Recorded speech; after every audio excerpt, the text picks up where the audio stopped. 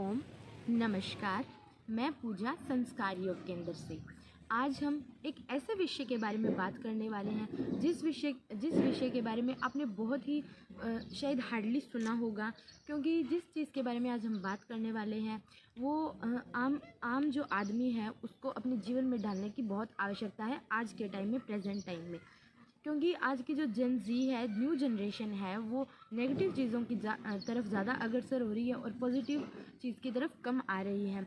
तो आज हम बात करने वाले हैं अष्टांग योग के बारे में। शायद ही आपने इसका नाम सुना होगा, मैंने इसका कारण भी बता दिया है, क्यों नहीं सुना होगा। तो चलिए आज की वीडियो को शुरू करते हैं।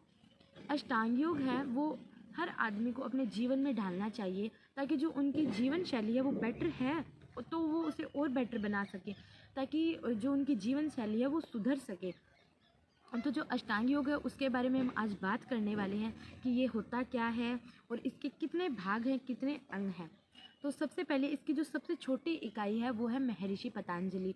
जो इसके निर्माता हैं वो है महर्षि पतंजलि जी, जो योग के भी गुरु, जिनको आदिनाथ जी के बाद में योग के गुरु भी कहा जाता है। जो आज की जो जनरेशन है, आज का जो युग है, वर्तमान युग चल रहा है, इसके योग के रचयिता महर्षि पतंजलि को कहा जाता है।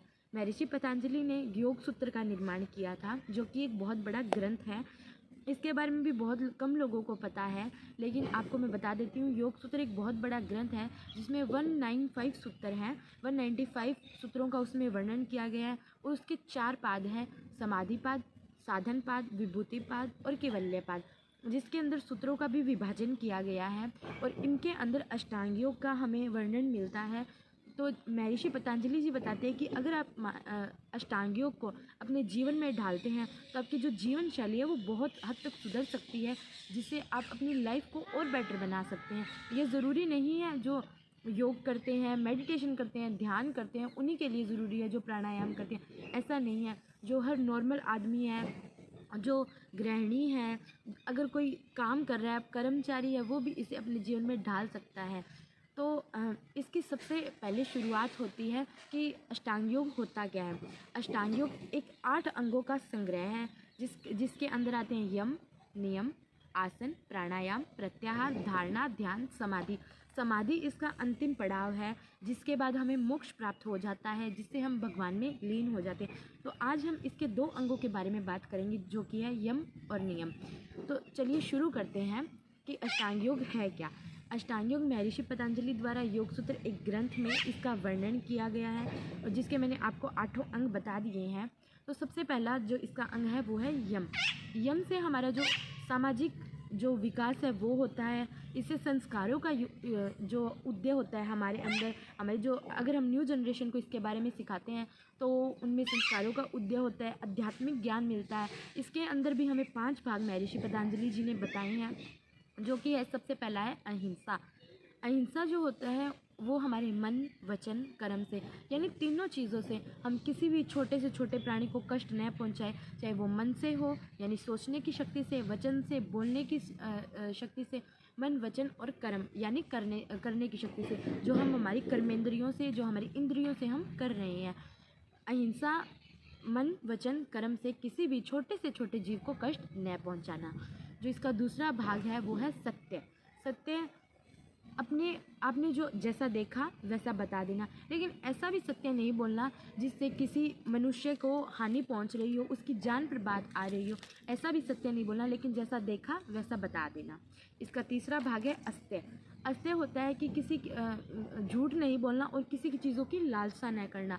हम हमारे मन से किसी और की हमारे पास है उसमें हम संतुष्ट नहीं हैं, औरों की चीज़ों की लालसा करते रहते हैं, काश हमारे पास ये होता। तो अस्त्य ये होता है। ब्रह्मचर्य। ब्रह्मचर्य अपने आप को ब्रह्म चिंतन में लगा देना, अपने ईश्वर में खो जाना और अपने आप को ब्रह्म चिंतन में लगा देना, ईश्वर को समर्पित कर देना, ब्रह्मचर्य कहलाता है।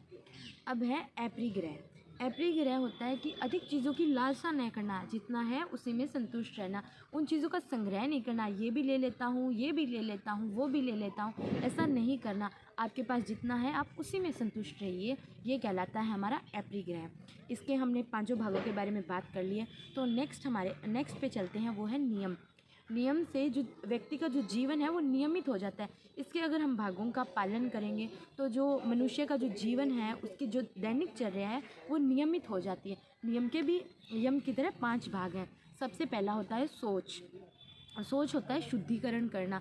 सोच से हमें नॉर्मली पता चल जाता है इसके वर्ड से कि शुद्धिकरण करना, सोच शुद्धिकरण।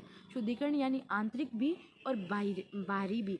तो इसके महर्षि पतंजलि जी ने भीतर की सफाई के लिए हमें 6 षटकर्म दिए हैं।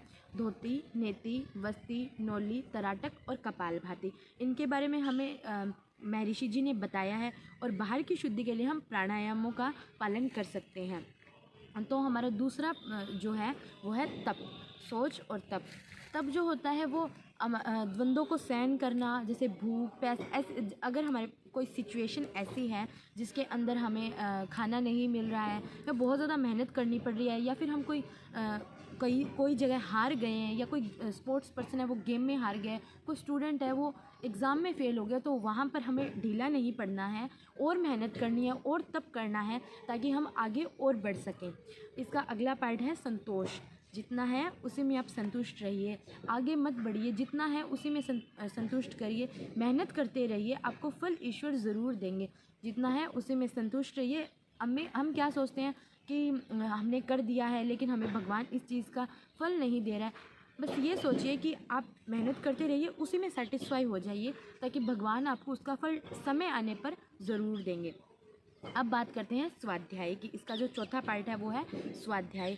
स्वाध्याय का अगर हम संधि विच्छेद करते हैं तो स्व प्लस ध्याय, मतलब स्वयं का अध्ययन करना।